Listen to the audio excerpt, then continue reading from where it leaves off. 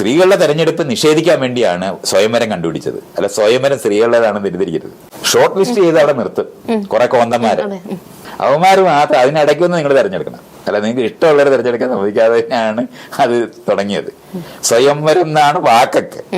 മറ്റേത് പ്രണയം എന്നൊക്കെ പറഞ്ഞ് നേരത്തെ അതിനു മുമ്പ് കാളിദാസന്റെ ശകുന്തളയുടെ കഥയ്ക്കല്ലേ, അയാൾ ആരാന്ന് അറിഞ്ഞുകൂടാതാണ് അവള് പ്രണയിക്കുന്നത്. അപ്പോഴും നമുക്ക് കാണാൻ പറ്റും അയാളുടെ ലക്ഷണങ്ങളൊക്കെ കണ്ടാൽ നാട്ടിൽ അവിടെ കാട്ടി നടക്കുന്ന പാവം പിടിച്ചവനൊന്നും അല്ലെന്ന് അയാൾക്ക് അവർക്ക് അറിയുന്നതുകൊണ്ടാണല്ലോ ഈ കന്യക അങ്ങോട്ട് പ്രണയിച്ചത്.